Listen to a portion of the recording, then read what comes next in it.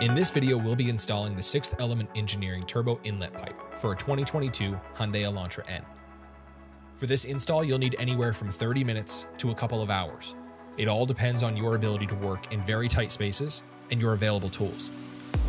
To pull this off, you'll need a ratchet extensions anywhere from 3 inches to 10 inches, a U-joint socket adapter, 10mm and 8mm sockets, a 6mm hex or Allen drive socket, and a pair of pliers.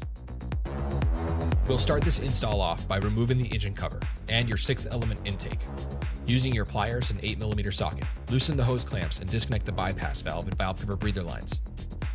An important note is that this turbo inlet pipe does not fit the factory intake, so if you're installing both the inlet pipe and intake, this may look a little different. Remove the intake tubing and reducer hose, revealing the factory turbo inlet pipe. Use your 10mm socket to remove the 3 bolts holding the turbo inlet pipe to the turbo housing. This is where a U-joint adapter and a variety of extensions will come in handy. It's very important to take your time here and carefully remove each bolt. Dropping a bolt or socket at this point will add a lot of time and frustration to your install. This bolt right here is where most people run into issues. The coolant line running in front of the bolt can be gently pushed back to create room for a socket to pass by. But again, a U-joint adapter and extensions are your best friend here. As you get close to removing this last bolt, get a hand on the gasket in case it slips. You'll need this for your new inlet pipe.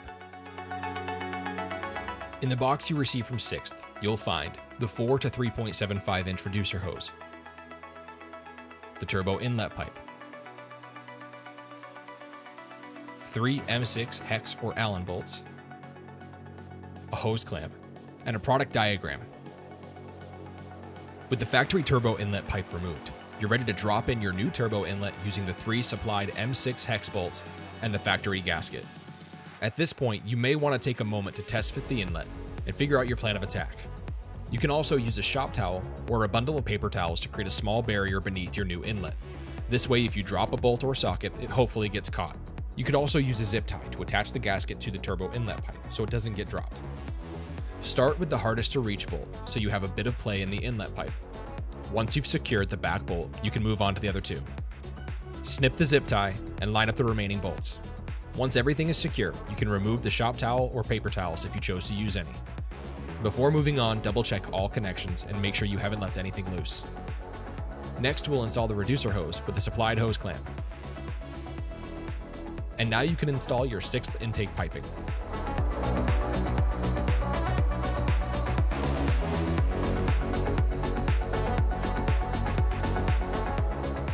Reattach the valve cover breather and bypass valve lines.